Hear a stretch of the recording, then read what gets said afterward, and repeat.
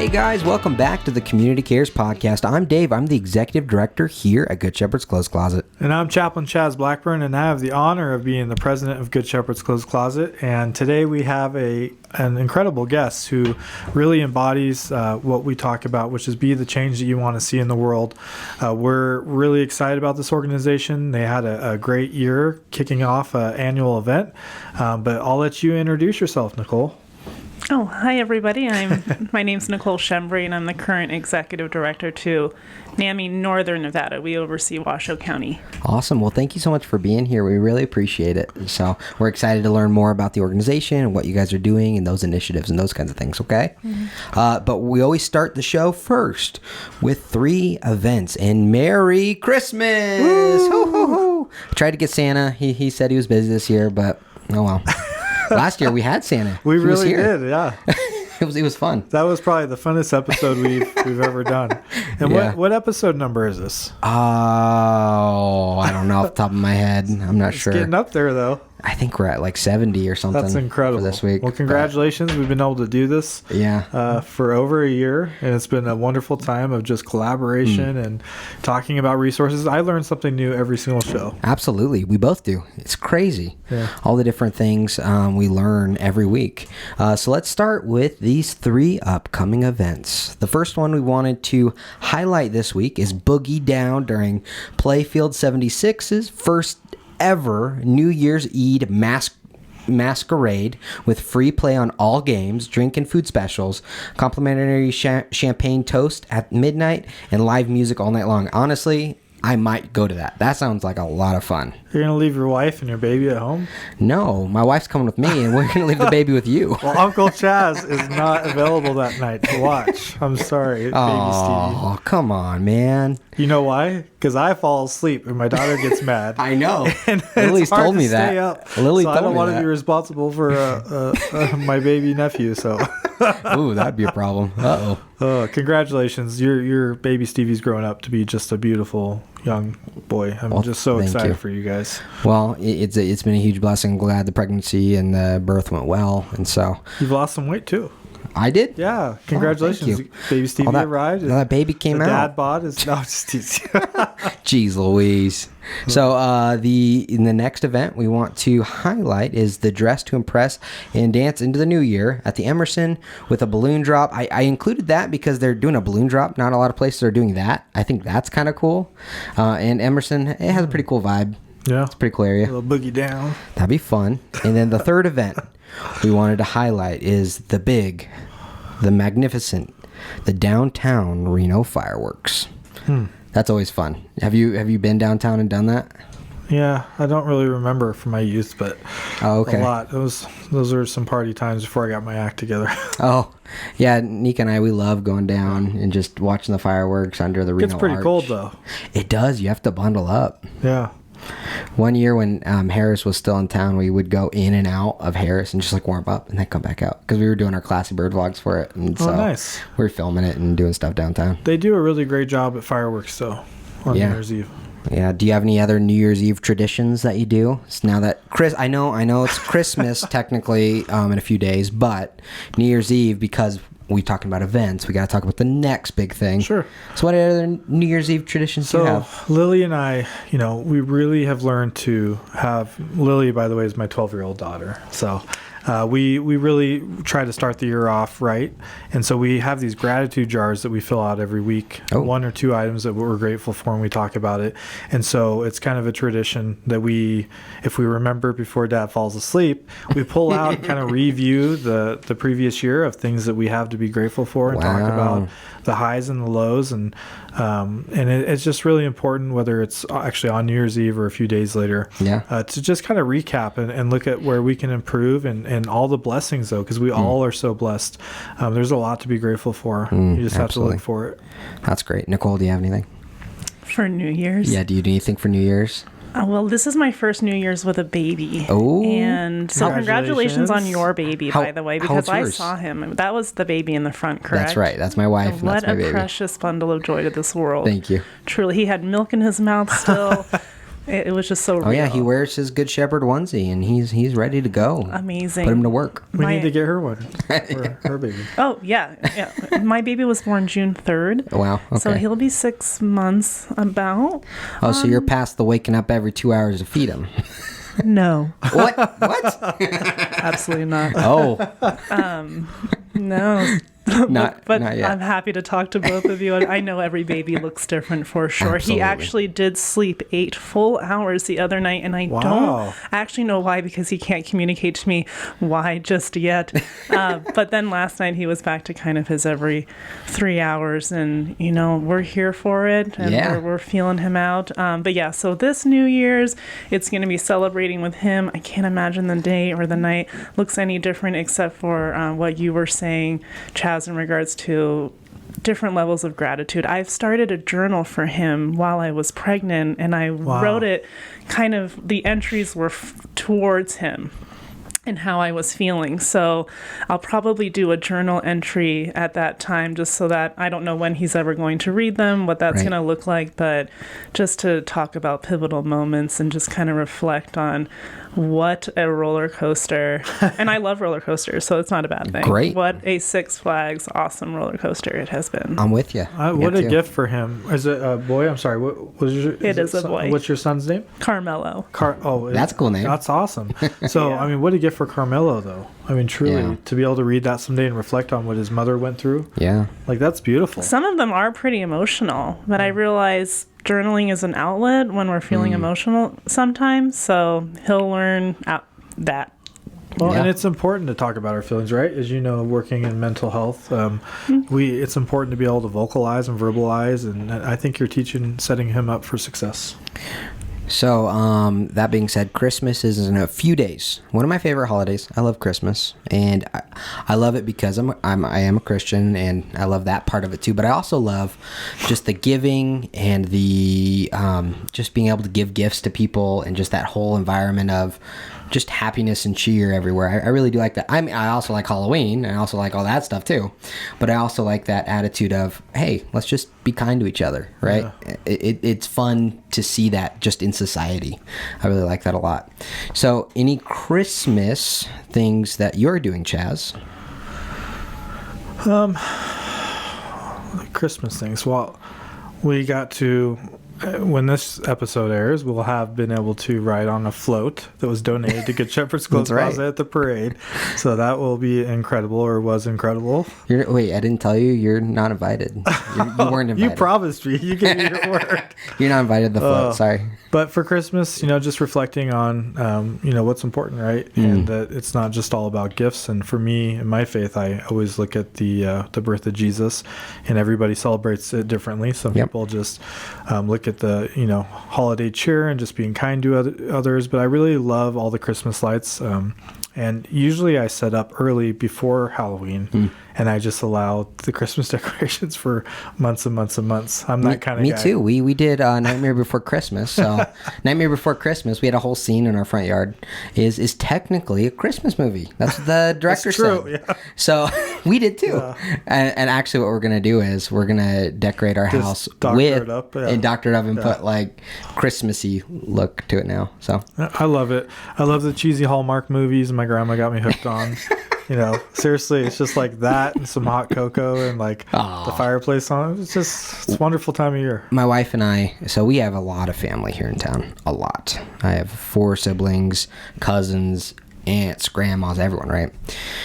So we don't go to grandma's house for Christmas. What we always do is, because of all the craziness, we do like side things with my parents and her parents or whatever, which is great. And we do that on not Christmas Day, very intentionally, because we wanted to start a Christmas Day tradition, just me and her. Mm-hmm. And so every year we just sit around a fireplace, well, our fake fireplace, but watch It's a Wonderful Life, drink hot cocoa, and just reflect on the year together. That's all we do on Christmas. And we have little gifts and stuff back and forth, but now it'll be really special with my newborn son. So, well, I saw a meme that I love, and it's so true. Don't trust somebody who doesn't watch Christmas Vacation at least once a holiday season. Uh-oh, I don't. What? You guys, are you kidding me? Yeah, National Lampoon's Christmas I think I've seen it. You can't be that much younger than me. But as a woman, we don't trust anity who doesn't like Love Actually. Oh, I love that. That's one of my favorite movies. You can't trust me, so. That's so funny. I got a weird list, like top threes, like Love Actually, Gladiator, and then... Actually, Hawkeye, that new Hawkeye series, you got to watch that every Christmas now. Yeah. Die Hard, right? Yeah. Die Hard, yes, it's a Christmas movie. So do you have any Christmas traditions or... Yeah, it's definitely a family affair. I moved out here just about 4 years ago. My family just kind of all gravitated to this area because my brother was here. So now we're all in the same area for the first time in almost 24 years. So we are really big on spending every holiday together. My mom is adamant that Christmas has to be at her house. She wants to host it. She wants to cook it. It's the same thing for Thanksgiving. Thanksgiving's a bit bigger, but she's adamant that she's cooking the meal, and she loves to host. So it means a lot to her. She can't wait to get that Christmas tree up. Just can't wait. So it's really big. And it was the first time me moving out here. We always had a fake tree growing up with my mother and I. And for the past 4 years, we've been going and getting a real tree. So I get really excited for that. It's like the child in me never had the real tree, and now we always have it. So we always had the real tree, and I hated cleaning it up. And having to throw it away. So now we always have a fake tree because I'm done cleaning this up. Pine needles. It smells so good though. There's nothing like a real tree when you smell it. Really it's messy. It's true. It is messy. You gotta water it. I know. Yeah. So honestly, if you guys have any Christmas traditions or New Year's plans that you're excited about, please share it in the comments. Without you guys watching, there is no Community Cares podcast. That's reality. You guys watch every week, and we're so thankful for that. Watch or listen. So thank you for being a listener or watching this.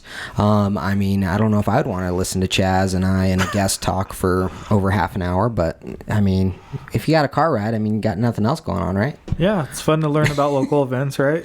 Local events and learn about community resource every week. So absolutely. That knowledge is power, and it's important to know to be able to help others. What resources are available, and so that's what I love about this is just getting the word out. Yeah, absolutely. Hey, so we just want to say thank you so much for being a part of this and watching. So with that, we want to dive into our community resource this week, which is NAMI. Thank you, Nichole, for coming down and sharing with us what NAMI's all about, what you guys are doing, and also what the acronym stands for. Yeah, I'll spell it. That's NAMI for those who are listening. And it stands for the National Alliance on Mental Illness. And national, meaning this organization is almost, I believe, in every single state. It's nationwide. Its headquarters are in D.C. or Virginia, right there. Over near the Capitol, and we have state affiliates, and then we have we have state chapters, and we have regional affiliates. And I help to organize the NAMI Northern Nevada chapter here for Washoe County. That's awesome. How long has Northern Nevada's chapter been around? Oh my goodness! Before I was born, 1987. Wow. That's amazing. I had no idea. Yeah, and one of the smaller affiliates or operating affiliates, it was first started by, I believe, 2 nurses that worked for the Northern Nevada Adult Mental Health Services, and they started by offering NAMI signature programs like support groups, and then it was just volunteer-based for until 2019 when we received some funding from the Department of Public and Behavioral Health and hired their first executive director, which was not me. And in the meantime, there are other affiliates that are doing so much work in the state as well. NAMI Western Nevada oversees 12 of our rural counties. They oversee the Nevada Warm Line and the Nevada Teen Text Line, which is available to everybody if you're listening to this. And our affiliate down in the south, overseeing Clark County, NAMI Southern Nevada, and they're overseeing a huge diverse population down there. Yeah. So we all work together to communicate with one another and what each person's doing, but we're technically all our own 501c3s, but we're still a family. Interesting. That's cool.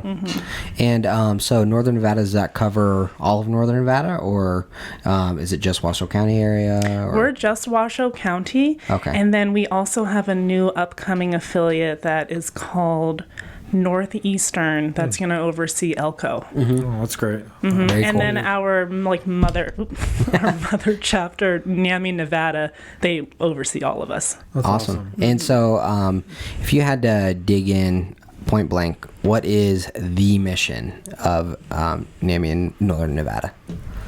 Yeah, the mission is to make sure that anybody living with or experiencing mental illness or symptoms of is able to live a full life and get the support and education and resources they need in order to be able to do that.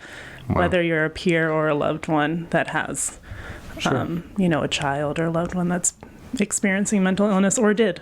So you guys offer different trainings. Do you do the CIT training for like law enforcement here in Northern Nevada? Our affiliate does not offer the full 40-hour CIT training. However, particular law enforcement agencies that do have that training that they put their officers through, we will come in for a day for about a couple hours, and it will be maybe their education on mental illness. Awesome. And we'll do a whole presentation on it. And primarily, most of our presentations always include a story shared by somebody with lived experience. We bring somebody in. Yeah, I think recently you guys did one for up in Elko, and I had a friend, Sierra, that joined you guys, as well as Chaplain Ginger Howell, and then Sarah as well.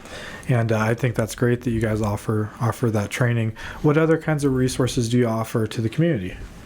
Yeah, so our signature programs are support groups. So there's two in particular, one for those who are peers, and every single one of our groups and our programs are led by peers who have that lived experience. It's just so powerful. I mean, there's nothing like a peer-led support group. And they all go through the same nationwide facilitator training so that everybody has the same structure. It's all evidence-backed. And then we also have a family support group. And here for Northern Nevada, we have them virtual, and then we also have them in person at the NAMS facility here. I think a lot of times people, they think of those who are struggling with mental illnesses, which is super important that we have those resources, but the families are sometimes forgotten. And so that's something that you guys offer that is really important, because those people need support to support their loved ones. They really do. And we get many calls on a regular basis where it's generally a family member. I would say 80% of the time it's a family member that is concerned about their loved one. And they may be looking for resources for their loved one, whether their loved one is open to the idea of a resource or not. They're looking to understand more about the system here in Washoe County, and we're happy to guide them through to their next step. But generally we might, address how they're doing as well. Sure. And what they may need, and what kind of support they're getting to move through this, because not all the time does their loved one want to seek treatment. And though we're here for it, if they do, we have the resources for it. But we generally want to make sure that the family member is getting the care that they need, because you might hear it in their voice, the exhaustion or the worry and the burnout that they're feeling, or the fear that they're feeling. Yeah. That's great. So what inspires you to want to work with NAMI? Yeah, that's a really great question. I thought about that on the way up here, because I had a feeling that you were going to ask that. And I'll try to make it concise and not too winded. But that's okay. I think that the reason... We got time. So good. Yeah, you're good. Okay. I truly feel that the reason why I am in this seat to be able to work with NAMI is because I've been listening to the powers that be above me for a few years now, and I decided that what was happening in my mind and my gut weren't getting along, and it was time for me to start listening to some signs that I was seeing. And once I started really shifting my life and understanding the signs I was seeing, and then again making shifts in my life geared toward that, and truly always checking in with myself, that ego check, I started seeing more opportunities popping up that were more geared towards what I believed my purpose was supposed to be. And it just kind of started shifting. Just in 2020, I think it was May the 4th be with you. Nice. 2020. Oh, he's happy. I quit my corporate job.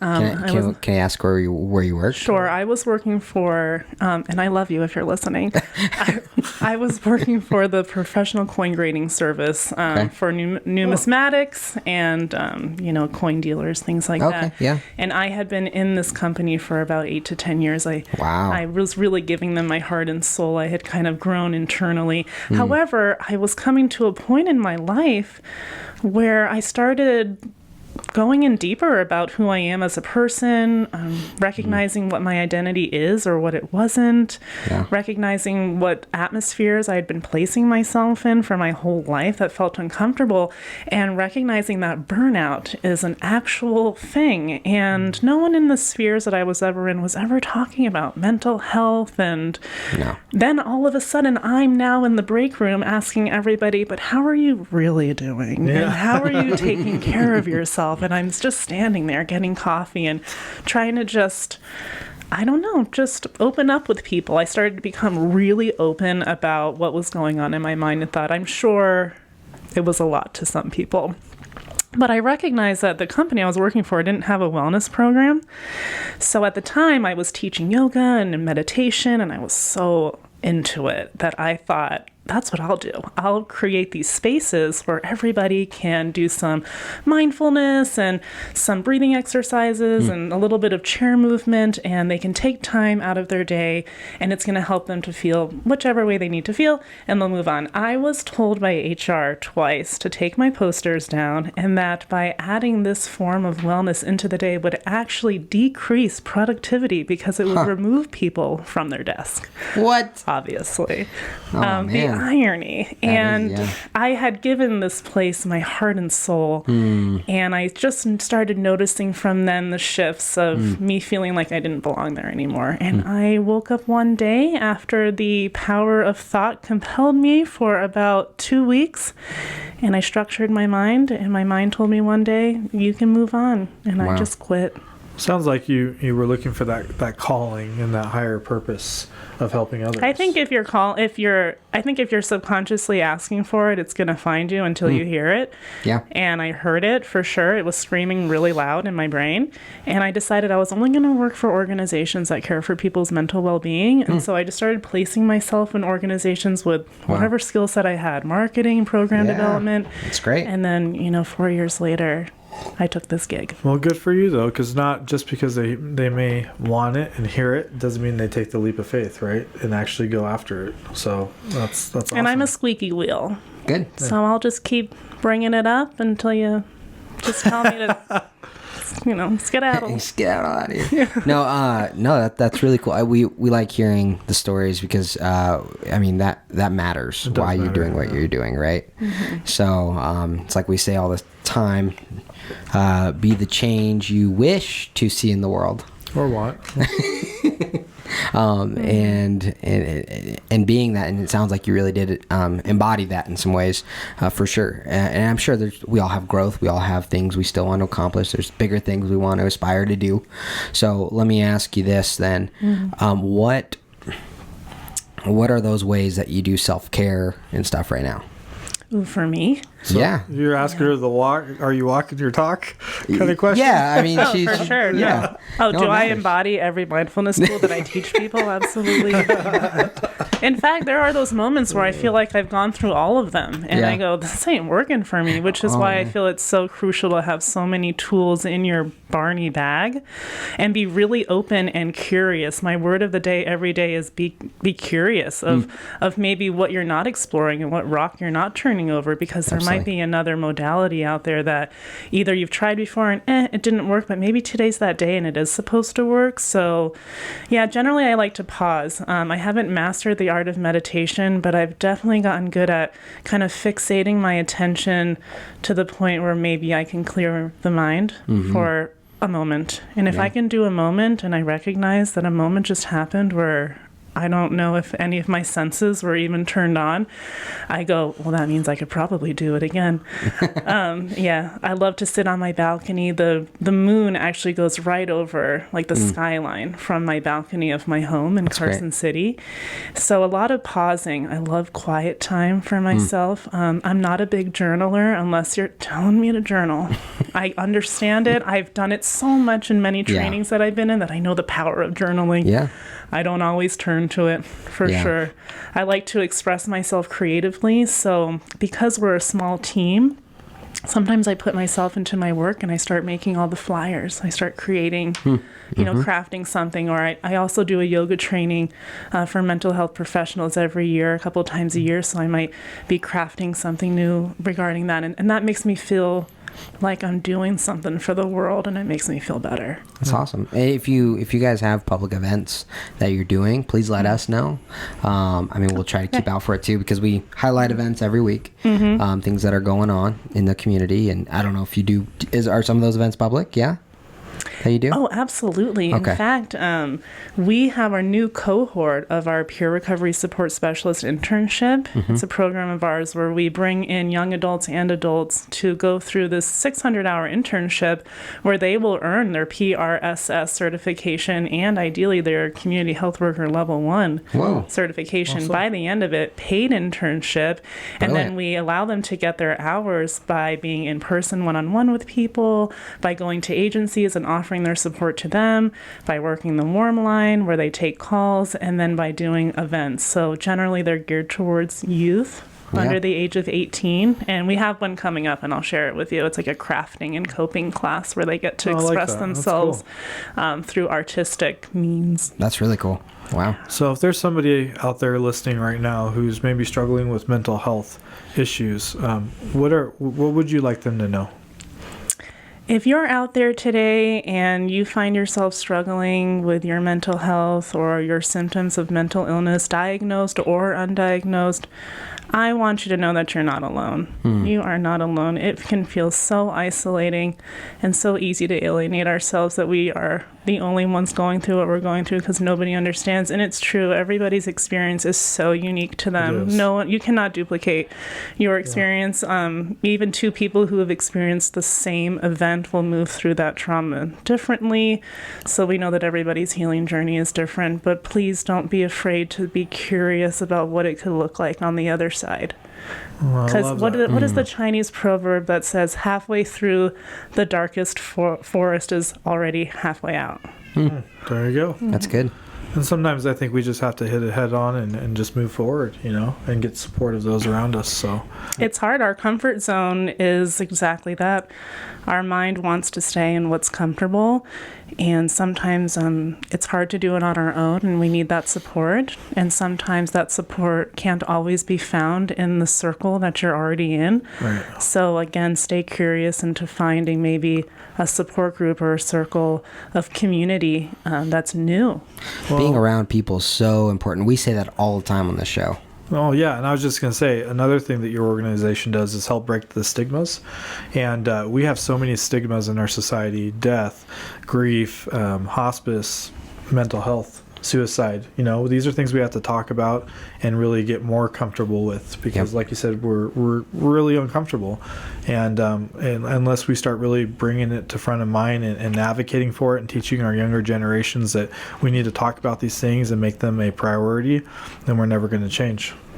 Yeah, don't be afraid to talk about it. It can be really fearful because it can be out of character, but I think when you're putting that energy out there, over time you will notice that you're basically magnetizing the right people that are meant to be in your life at 100%. That time to help you, or maybe you help them, or whatever it's meant to look like. You don't know. Well, I'll tell you what, if you would have told me I'd be talking to this guy almost every day 2 years ago, I'd be like, nah, not jazz. What are you talking about? So thumbs up for mental health. And thanks for supporting us. Is it? Oh, I don't know, dude. Dude, you messed it up now? I messed it up, I guess. There's the fireworks. All right. Fireworks for New Year's. Woo!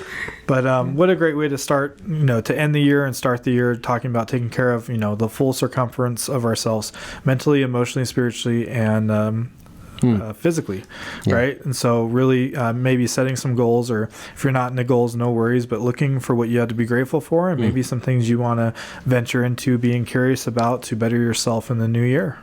Yeah, thank you. And thank you guys for watching and being part of this.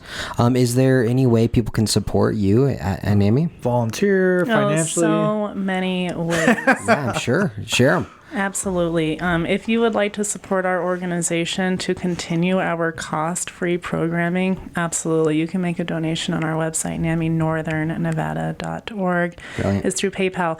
If you are impacted by the work that we have done and you have time in your life and you want to give back, give us a call or shoot us an email, and we will guide you through how to be a volunteer and teach you and put you through a nationwide training on how to be a facilitator for our support groups or our education programs. Whatever you want. We also have volunteers that pop up to be a part of our events. We just had our first NAMI Walks event, and we had well over 20. A success, yeah.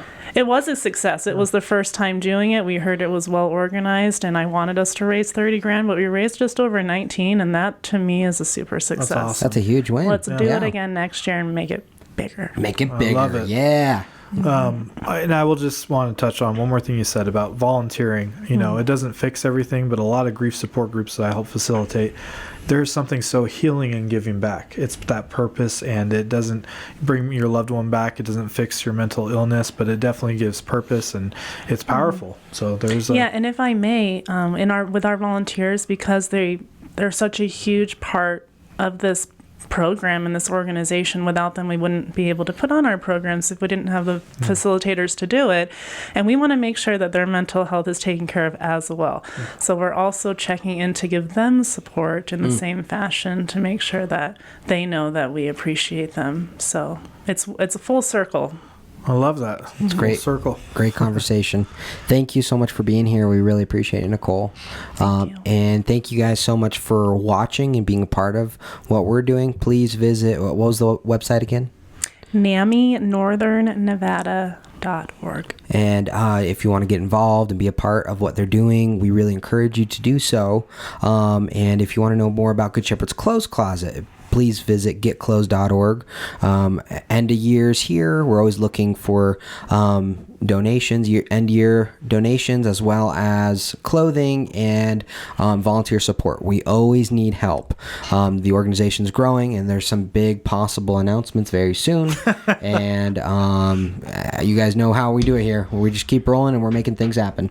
And we're so thankful for our team and the board we have and all the volunteers. It's been a powerful 2024, and we're excited for an even more impactful 2025. And man, there's no looking back after this next year. I'm like, oh boy, seeing some of these things on the table, I'm like, can we do that? You're making me nervous. Making me nervous. I'm usually the more logical one. I know. Now I'm really like, I don't know. Okay. Yeah, I'm normally the crazy one. It's like, let's just do everything. Yeah. But no, it's honestly been great. And our partnership with Eddie House and our partnership with Bristlecone and Circle of Life Guest House have all been great micro closet partners throughout the community. So thank you for facilitating the Circle of Life Guest House one and making that happen. And as well, True story, just tonight we're going to be transferring a gentleman in who's obviously at end of life into the Circle of Life Guest house, and this individual has literally nothing but a gown on his back. Wow. And so Robin's out there right now getting a bag together with sweats and t-shirts and sweaters so he can pass with comfort and dignity and comfortable clothes and be loved and in a safe place for a beautiful goodbye. So that's what it's all about, that partnership right there. So thank you guys for supporting us continually. Our 620 people, thank you for being consistent. That people always ask me, how are you guys supported financially? It's because people like you and me give $20 a month. That's what keeps our organization going. It's crazy. But we have so many people that really care about the organization, so thank you. And some of the larger gifts we've gotten from individuals as well. We don't get... we do get some grants, but that's not our bread and butter here at Good Shepherd. What really our bread and butter is the individual that cares about what's going on. Absolutely, and it is the season of giving, so if you shameless plug for any of these organizations, please feel free to give online. You can still get a tax-deductible letter, and give it to a great cause. All right, well, thank you guys so much. We really appreciate it. We help over 700 people a month, no matter what. We're asking you to come alongside and help one. All right, guys, thank you. We'll see you next week. Take care.